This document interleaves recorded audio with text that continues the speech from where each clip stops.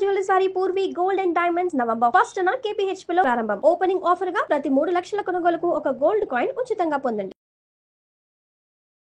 నమస్కారం. కార్తీక పురాణం 16వ రోజు పారాయణలోకి వచ్చాం. ఈ రోజున నెయ్యి కానీ శాఖదానం కానీ కూరగాయల దానం చేస్తే మంచిది. మజ్జిగ లాంటివి తక్కువ తీసుకోవాలట. 16వ రోజున మజ్జిగ తీసుకోవద్దని చెప్తారు. ఉల్లిపాయలు ఉసిరికాయలు కూడా తినద్దంటారు. కార్తీకంలో ఉసిరి తినడం మంచిదేనండి. కొన్ని ప్రత్యేక దినాల్లో ఉసిరి తినద్దు అని చెప్పారు. అందరికీ అని కాదు, ఎవరైతే ఈ కార్తీక అనుష్ఠాన పరులు ఉంటారో వారికి ఉసిరి నిషిద్ధం. ఏ రోజుకు ఆ రోజు చూసుకుంటే మంచిది. ఈ రోజున ఉల్లిపాయలు మజ్జిగ ఉసిరికాయ తినకూడదు. కూరలు లేదా నెయ్యి దానం చేస్తే మంచిది. మన ఇంట్లో ఒక ఆకుకూర ఉండి ఎవరికైనా ఇచ్చినా కూడా శాఖదాన ఫలితం లభిస్తుందట. సరే, పారాయణలోకి వద్దాం. వశిష్ఠ మహాముని జనక రాజర్షికి చెప్తున్నారు, ఈ కార్తీక మాసంలో చేసే ఏ పుణ్యకార్యమైనా చిన్నదైనా కూడా అనంతమైన ఫలితాన్ని ఇస్తుంది. కార్తీకంలో ఏ విధమైన వ్రతాలు ఆరాధనలు చేయని వారు ఘోరమైన నరక బాధలు అనుభవిస్తారు. కార్తీక శుక్ల పాడ్యమి నుంచి కార్తీక బహుళ అమావాస్య వరకు 30 రోజులు రోజు ఒక దీపాన్ని ఆలయ ద్వారం దగ్గర కానీ దేవుని సమీపంలో కానీ పెట్టిన వాళ్ళు దైవ సాన్నిధ్యాన్ని పొందుతారు. ఆదివారం నాడు సూర్యారాధన చేసిన వారు సంతానాన్ని పొందుతారు. మామూలుగా మన కార్తీక సోమవారాలు విశేషం అనుకుంటాం కదా, ఆదివారం కూడా విశేషమేనట. కార్తీకంలో వచ్చే ఆదివారాలు సూర్యనారాయణమూర్తికి అర్ఘ్యమిచ్చి నమస్కారం చేసుకుని ఏదైనా ఆదిత్య హృదయం లాంటివి చదువుకుంటే మంచి ఫలితం లభిస్తుంది, సంతానం కలుగుతారని చెప్తున్నారు. దక్షిణ తాంబూలాలతో కొబ్బరికాయలను దానం చేస్తే బుద్ధిమంతులై జ్ఞానవంతులై వృద్ధి పొందుతారు. మనం తాంబూలంగా ఇచ్చేవి కొబ్బరికాయలు ఇవ్వచ్చు, పూర్ణఫలం కొబ్బరికాయలు. ఈ నెలలో ఎవరో ఒకళ్ళకి తాంబూలాల కార్తీక మాసం మంచి రోజులు ఉపవాసాలు ఉంటాం. ఎవరైనా మన ఇంటికి వస్తారు. ముత్తైదుకి ఇచ్చినా, బ్రాహ్మణుడికి ఇచ్చినా, బ్రహ్మచారికి ఇచ్చినా, కన్యకి ఇచ్చినా ఈ 4 ఫలితాన్ని ఇస్తాయండి. జ్ఞానవంతులై బుద్ధిమంతులై వృద్ధి పొందుతారు. దీపస్తంభాన్ని చూసిన వారి పాపాలన్నీ సూర్యుని వలన చీకట్లు తొలగిపోయినట్టుగా తొలగిపోతాయి. దీపస్తంభము ఇప్పటిదాకా దీపస్తంభం రాలా, ఇప్పుడే చెప్తున్నారు. మామూలుగా మనం ఏం చేస్తాము, జ్వాలా తోరణాలు వెలిగిస్తాము, బోల్డ్ అనే దీపాలు పెడతాము. తర్వాత ఏమో దేవాలయంలో జ్వాలాతోరణం, ఆకాశ దీప దర్శనము, తర్వాత నెల 30వ రోజున వదిలిపెట్టేటువంటి దీపాలు, కార్తీక మన పౌర్ణమి నాడు వదిలిపెట్టే దీపాలు, వీటన్నిటితో పాటుగా దీపస్తంభాన్ని చూసినా కూడా ఒక స్తంభంలాగా ఎత్తుగా చేసి ధ్వజస్తంభం మీద పెట్టే ఆకాశ దీపం కాకుండా విడిగా, ఇది మనం ఇంట్లో కూడా చేసుకోవచ్చండి. మఠాల్లో, తర్వాత పీఠాలలో, క్షేత్రాలలో, దేవాలయాల్లో ఇలా దీపస్తంభాలు పెడతారు. వీళ్ళు కొంతమంది యాత్రలకు వెళ్ళినప్పుడు గమనిస్తే ఈ గోవా అటువైపు, అక్కడి నుంచి మహారాష్ట్ర వైపు, కొన్ని చోట్ల కర్ణాటకలో కూడా ఎత్తుగా దీపస్తంభ నిర్మాణం కనపడుతుంది. అదేంటంటే పెద్ద పిరమిడ్ లాగా ఉంటుంది, పైదాకా అన్ని దీపాలు ప్రమిదల్లాగా కనిపిస్తాయి. పర్వదినాల్లో దాని నిండా నూనె పోసి వెలిగిస్తారు. అవి రెడీగా ఉన్నవి. అలా కాకుండా ఆ రకమైన రెడీగా ఉన్న నిర్మాణాలు లేకపోతే మనమే ఒక స్తంభాన్ని నాటి ఏదైనా వెడల్పాటి దాని మీద ఒక పళ్ళెం పెట్టి దాని మీద దీపాలు పెడితే చాలా మంచిది. దీపస్తంభ దర్శనము, దీపస్తంభ సమర్పణ కూడా చాలా మంచివట. కార్తీక మాసంలో ఆలయానికి ఎదురుకుండా రాతితో కానీ చెక్కతో కానీ స్తంభాన్ని పాతి దాని మీద శాలిధాన్యము నువ్వులు కల ప్రమిదలో నేతిని పోసి దీపాన్ని పెట్టడమే కాకుండా దీపస్తంభ ప్రతిష్ఠ, ఇలా చేయడమే దీపస్తంభ ప్రతిష్ఠ. దీనివలన ఆ దీపస్తంభంగా ఉన్న మానుకి మానవునిగా పునర్జన్మ లభించిన కథ ఒకటి చెప్తాను వినమని చెప్తున్నారు వశిష్ఠ మహర్షి. ఇప్పుడు చెప్తున్నారు, మాతంగ మహర్షి ఆశ్రమంలో ఒక విష్ణు ఆలయం ఉండేదట. మాతంగ మహర్షికి ఈయనకే అమ్మవారు కుమార్తెగా జన్మించిందని ఆమెని మాతంగి అంటారని చెప్తారు. ఆ మాతంగ మహాముని తాలూకు కథే చెప్తున్నారు. ఈ విష్ణువాలయానికి కార్తీక మాసంలో మునులందరూ వచ్చి షోడశోపచారాలతో స్వామిని సేవించి కార్తీక మాస వ్రతాన్ని ఆచరిస్తున్నారు. ఇప్పుడు మనం కూడా ఎవరితోట్లైనా ఉసిరి చెట్టుందంటే వాళ్ళ ఇంటికి వెళ్ళి దీపారాధన చేసుకుంటాం. ఈ మహర్షి ఆశ్రమంలోనే సమీపంలో నది ఉంది.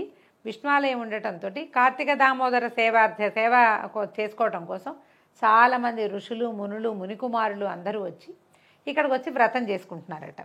అయితే వాళ్ళల్లో ఒక వృద్ధుడైన మునీంద్రుడు మిగిలిన వాళ్ళతో ఏమన్నాడు, ఓ మునులారా, వచ్చే కార్తీక పౌర్ణమి నాడు ఆలయంలో దీపస్తంభాన్ని పెడదాం. అలా పెట్టడం అత్యంత పుణ్యప్రదమైన పని కదా అని అన్నాడు.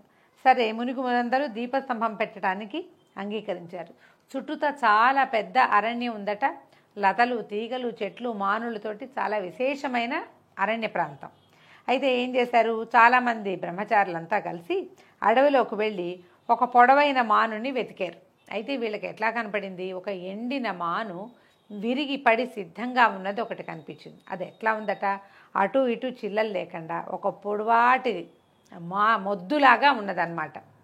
అయ్యో, విశేషంగా మనం చెట్లు నరికే శ్రమ లేకుండా, చెట్టు ఏదైనా నరికి దాన్ని సిద్ధం చేసుకునే శ్రమ లేకుండా మనకి సిద్ధంగా ఉన్నది దొరికిందని చెప్పి వీళ్ళు ఏం చేశారు, ఆ చెట్ల మధ్యలో పడి ఉన్నటువంటి ఒక మొద్దుగా ఉన్న ఒక మానుని తీసుకొచ్చుకున్నారట. తీసుకొచ్చి ఏం చేశారు, అది దేవాలయం ఎదురకుండా పాతిపెట్టారు. అది ఎంతుంది, సుమారుగా ఒక 5 అడుగుల ఎత్తుంది. బాగా ఒక మనిషి బలాఢ్యుడైన వాడు కావుగలించుకుంటే వాడి చేతులు అందనంత పొడవైన వాడు, ఒక 6 అడుగులు పొడుగున వాడు కావలించుకుంటే వాడి చేతులు అందవట, అంతలా ఉంది మొద్దు, పెద్దది ఉందన్నమాట. బాగా అంటే ఒక మంచి వల ఉంది, ఎక్కువ వలయంలో ఉన్నది అని, సర్కంఫరెన్స్ ఎక్కువగా ఉందన్నమాట చుట్టుకొలత. అయితే దాన్ని తీసుకొచ్చి ఆలయం ముందు పాతిపెట్టారు. దాని మీద శాలిధాన్యము నువ్వులతో కూడినటువంటి నేతి ప్రమిదతో దీపాన్ని వెలిగించారు. శాలిధాన్యం పోశారు. ధాన్యం మీద మామూలుగా మనం దీపారాధన చేసేటప్పుడు కూడా ఒట్టిగా నేల మీదో అట్లా పెట్టాం కదా, కింద ఇంకో ప్రమిద పెడతాం. ఓ అరిటాకు, ఒక మామిడాకులో లేకపోతే మంచిగా తమలపాకులో, పెద్ద దీపాలైతే కాస్త అరిటాకు ముక్కో పెడతాం. అయితే పెద్దవాళ్ళు చాలామంది చెప్తారండి, బియ్యం కానీ ధాన్యం కానీ నవధాన్యాలు కానీ పోసి దాని మీద దీపాన్ని పెడితే మంచిదట. ఈ పర్వదినాల్లో చేసేటప్పుడు, రోజువారీ దీపారాధనలో చెయ్యమని కాదు, విశేషంగా చేసేటప్పుడు శాలిధాన్యం చాలా మంచిదట. వ్రీహి, శాలి ఇలాంటివి చెప్తారు. ఇది ఎక్కడ దొరుకుతుందంటే తెలియదండి, కథల్లోనే కనపడుతుంది బాగా. అయితే ఈ 2 ధాన్యాలు పోస్తారు, శాలిధాన్యం వ్రీధాన్యం కూడా పోస్తారు. తర్వాత దీపారాధనలో నువ్వులు పోసి దాంట్లో ఈ ఆవు నెయ్యి వేశారనమాట. అంటే తిలలు ఆజ్యము 2 వేశారు. వేసి నేతి ప్రమిదతో దీపాన్ని వెలిగించి దీపస్తంభం మీద పెట్టాక దీపం వెలుగుతోంది. ఆ భక్తితోటి ఆ దీపస్తంభానికి ప్రదక్షిణాలు చేశారు. అనేక నమస్కారాలు చెప్పుకున్నాక ఏం చేశారు, అందరూ కూర్చుని పురాణం వింటారు. మతంగ మహాముని పురాణం చెప్తున్నారు కాబోలు మిగిలిన వాళ్ళంతా కూడా, ఇందులో శిష్యగణము అలా ఏం ఉండదండి. పురాణం చెప్పే వాళ్ళకి శిష్యులే ఉండక్కర్లా, ఎవరైనా సరే ఎవరో ఒకళ్ళు పురాణం చెప్తుంటే మిగిలిన వాళ్ళు వింటమే అనమాట. అందులో పెద్దవాళ్ళు చిన్నవాళ్ళు తేడా ఏం లేదు. ఇంతలో ఏమైంది, ఆ దీపం ప్రజ్వాలగా వెలుగుతోంది. ఈ దీపస్తంభం పెళపెళమంటూ విరిగి పడిపోయింది. ఇదేమిటి ఇట్లా అయింది, ఏంటి విరిగిపోయిందో వాళ్ళకి అర్థం కాలేదు. ఆ విరిగిపోయిన దాంట్లోంచి ఒక మానవుడు బయటకు వచ్చి నిలబడి ఉన్నట్టు అందరికీ దండం పెట్టాడు. మునులంతా ఆశ్చర్యపోయారు. ఏం చెప్పాడు, పుణ్యపురుషులారా, నేను ఒక బ్రాహ్మణుణ్ణి, నా పేరు ధనలోభుడు, సిరి సంపదలకి లోట్లేని సంపన్నత ఉన్నది, నాకు చాలా ఆస్తిస్వాస్తి ఉన్నాయి. కానీ నేను కులవృత్తి చేయలేదు, కులాచారాలని పాటించలేదు, దాన ధర్మాలు ఏవీ చేయలా, దైవ కార్యాల ఊసే లేదు, చాలా నిరంకుశంగా బ్రతుకు గడిపేవాడిని. ఎవరైనా నన్ను ఆశ్రయించాలని నా దగ్గరకు వస్తే వాళ్ళని నిష్ఠూరంగా మాట్లాడుతూ అవమానపరిచేవాడిని. అంతేగాక హేళన చేస్తూ ఒట్టి చేతులతో తిప్పి పంపించేసేవాడిని. పిల్లలు, స్త్రీలు, ముసలివాళ్ళు అనే భేదాన్ని కూడా పాటించేవాడిని కాదు. అందరినీ హీనంగా, నిర్దయగా చూసేవాడిని. అందుకే నేను అనేక జన్మలు ఎత్తి నానా నరకయాతనలు అనుభవించి చివరికి అడవిలో చెట్టునై పుట్టాను. ఎండకెండుతూ, వానకి తడుస్తూ, గాలికి ఊగుతూ బతుకుతున్నాను. ఎప్పుడో పడిపోయాను. అలాంటి వాడిని నన్ను వెతికి తీసుకొచ్చి పొడవైన మానుగా చక్కగా చెక్కి, ఇంకా అటు ఇటు చిల్లలున్నాయి, కొంచెం సరిచేశారనమాట. ఆలయం ముందు నిలబెట్టారు. నా మీద నేతి దీపాన్ని వెలిగించి కూడా పెట్టారు. మీరు చేసిన ఈ పుణ్యం వల్ల, ఈ పుణ్యకార్యం వల్ల, ఈ దేవాలయ సామీప్యం వల్ల కూడా నాకు చెట్టు జన్మ తొలగిపోయింది, మానవ జన్మ లభించింది. గడిచిన జన్మజన్మల జ్ఞాపకాలన్నీ మెదులుతున్నాయి. పుణ్యపురుషులారా, పరమ నికృష్టమైన బతుకు గడిపిన నాకు ఈ మానవ జన్మ ఎందుకు లభించిందో చెప్పండి. అతని జ్ఞాపకం వచ్చింది, తను ఎలాంటి వాడు, ఏం చేశాడు, ఎన్ని రకాల జన్మలు ఎత్తాడో, పూర్వజన్మ సంస్కారం, జ్ఞానం ఏర్పడింది. అయితే ఇప్పుడు ఈ జన్మ, ఇప్పుడు నేను మనిషిగా ఎందుకు నేను ఇదయ్యాను అని చెప్పండి అని అడిగాడు. అడిగితే మునులు ఏం చెప్పారంటే, ఓ ధనలోభి, ఇది పరమ పవిత్రమైనది, పుణ్యప్రదమైనటువంటి కార్తీక మాసం. ఈ మాసంలో చేసిన ఏ పుణ్యప్రదమైన పనైనా సరే అపారమైన ఫలితాన్ని ఇస్తుంది. సన్మార్గులకు, దేవతారాధన చేసేవాళ్లకు కలిగే పుణ్యం ఇంత అంతా చెప్పనలవి కాదు. అంతేకాక ఎంతటి పాపాత్ములైనా ఏ చిన్న పుణ్యకార్యం చేసినా కూడా పునీతులై తరిస్తారు. పశుపక్ష్యాదులకే కాదు, మానులకు, రాళ్లకు సైతం పుణ్యఫలం లభిస్తుందని చరిత్ర చెప్తోంది నాయన అని చెప్పారు. వాళ్లల్లో ఒక ఋషీశ్వరుడు తన యోగ దృష్టితో పరిశీలించి, ఆలయంలో దీపాన్ని మోసిన కారణంగా ఇంతకుముందు నువ్వు చేసినటువంటి అనేక జన్మార్జిత పాప సంచయం అంతా కూడా పటాపంచలైపోయింది నాయన, నీకు మానవ జన్మ లభించింది అని చెప్పాడు. చెప్తున్నారు, జంతువునాం నరజన్మ దుర్లభం అంటున్నాయి వేదశాస్త్రాలు.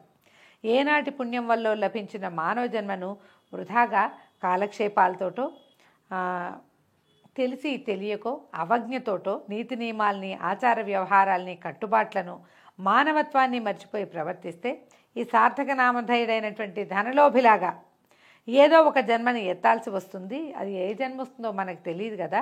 కనుక అపురూపమైన ఆనందప్రదాయకమైన మానవ జన్మని పొందిన వాళ్ళు జన్మని సార్థకం చేసుకుని భగవదారాధనలో మానవ జీవితాన్ని గడిపి తరించే ఉపాయాన్ని వెతుక్కోవాలని సూచిస్తోంది ఈ ధనలోభుని కథ. ఇది ఇలాంటి గాథలు ఎందుకు చెప్పబడతాయి?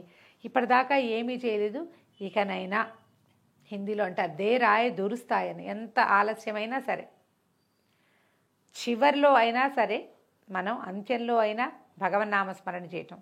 ఇన్ని మాసాలు ప్రతి సంవత్సరం వస్తుంది కార్తీక మాసం, ప్రతి సంవత్సరం మార్గశీర్షం వస్తుంది, ప్రతి సంవత్సరం మాఘం వస్తుంది. పండుగలు కూడా ఏటా వస్తాయి కదా. ఈ ఏడాది చేయలేకపోతే వచ్చే ఏడాదైనా చేద్దాం అనుకోవాలి.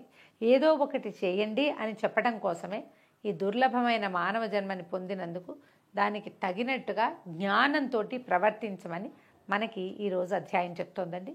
మళ్ళీ రేపు ఉదయం 17వ అధ్యాయంలో కలుసుకుందాం. నమస్కారం.